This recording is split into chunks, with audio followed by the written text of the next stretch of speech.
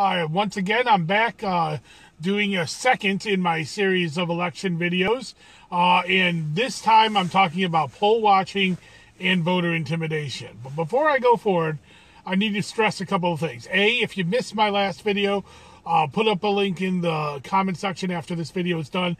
I did a little thing about absentee ballots, and you still got time to get an absentee ballot. You have till November 1st to request one by mail, or till November 7th to come into our office and get it. Or again, you can also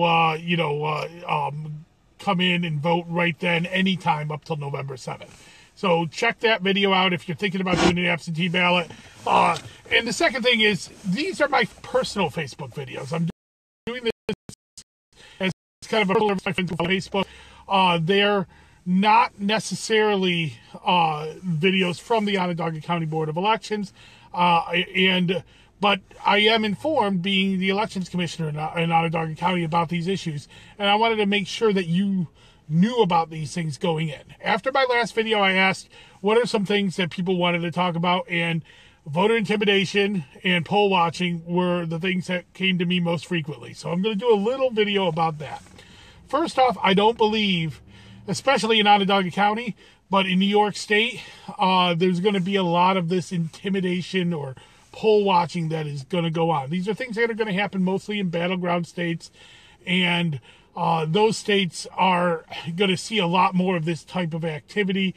But because there is a fervor out there, because there is a worry out there being stoked by, well, certain candidates, I wanted to address this. So when you go to the polls in November, you need to be assured that your vote is not just safe, but it's anonymous, and the polling places are safe places for you to be to cast your ballot. Now, a poll watcher falls under three categories in New York State. They're either sent by the parties or sent by the candidates, or in another sense, are election inspectors that are hired by the Board of Elections, and election personnel are also poll watchers as well. So a poll watcher that is at a poll is the third type of person that is allowed at a poll. So you have your regular voters, of course, that's you, and our poll watching inspectors and election personnel, and then a poll watcher is allowed. Now, they have to get a signed certificate from their party or from their candidate that they're working for to do what's called poll watching. Now, what does that mean? A poll watcher, when they're in a poll, can only sit at a table, observe the sign-ins, and then if they feel like something is out of order, they can talk to the election inspectors or talk to the election personnel to challenge a voter if they feel like there's a reasonable challenge, or more often and most often what they're there for is just to observe the process. A poll watcher cannot interact with voters at polling places. So you should be assured that if New York State, that if you go to your polling place, you are going to be protected and your vote is going to be anonymous and secure. If someone who is not an election inspector is engaging with you in any way whatsoever, your first and foremost duty is to talk to the election inspectors that are there and inform them of what is happening. A poll watcher cannot talk to you about who you're voting for or why you're voting for, especially inside that 100-foot mark, which is sacrosanct. You can't wear any paraphernalia, and I'm going to go into that a little bit more later on in this video series about passive electioneering. But inside that 100-foot mark, a poll watcher cannot talk to you at all, and only election inspectors can talk to you, so you can make your decision on who you're voting for, whoever that may be. So I just think people should be assured that any poll watchers that might be sent by campaigns or candidates, they're under these rules in New York State, and we'll be enforcing those rules as well. We've already talked to our election inspectors about it, and these are rules that we enforce every year. It's also, but if you feel that there is a voter intimidation or voter, problem at a polling place, and the election inspectors you don't feel are helpful, feel free to call our office on Election Day, 315-435-VOTE. That is the Onondaga County Board of Elections. Or if you don't live in Onondaga County, call that county Board of Elections. And that goes for whatever party you belong to, or neither party, or whatever party you believe the poll watcher belongs to. Our election boards throughout New York State are dedicated to making sure that your vote is cast in an anonymous and safe and secure way. So if there's anybody interfering with that process at the polling places, we need to know so we can, have a little visit with them, and talk with them and make sure that they're not doing that and they're following the rules of New York State.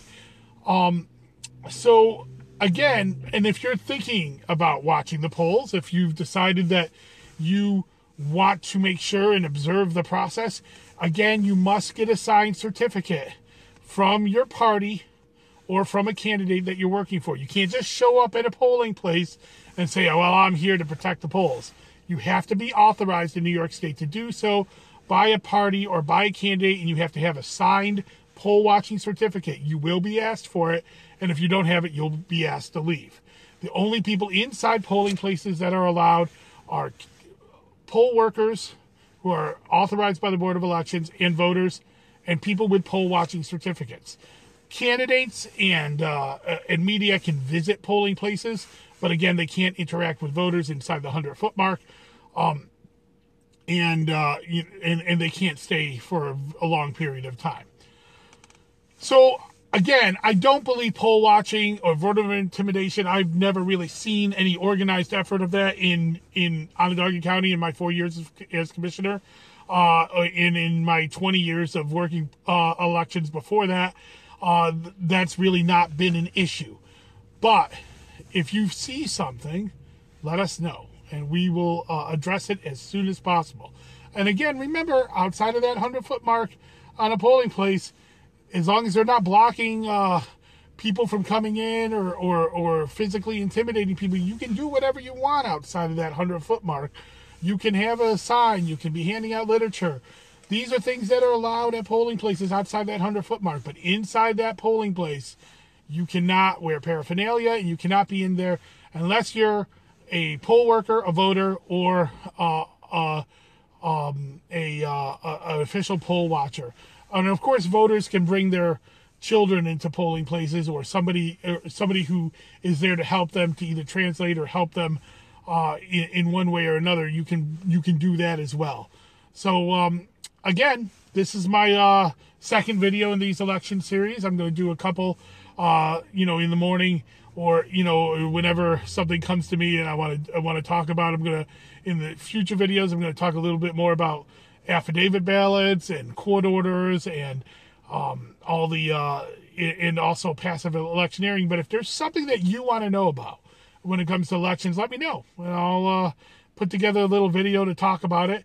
And again, helping share this video will help people's minds be at ease and about what a poll watcher can do on Election Day, and how we protect the vote at the Onondaga County Board of Elections and also in New York State. So thank you very much. And remember, 2 weeks is Election Day, November 8th. Polls are open from 6 a.m. to 9 p.m. in New York State. And you can go and check your voter registration and get your polling place at our website, ongov.net/elections. You can check your polling place throughout New York State there, and your voter registration. So if you're outside of the county but you don't know where your county Board of Elections website is, you can check us out there. Thank you very much, and we hope to see you at the polls.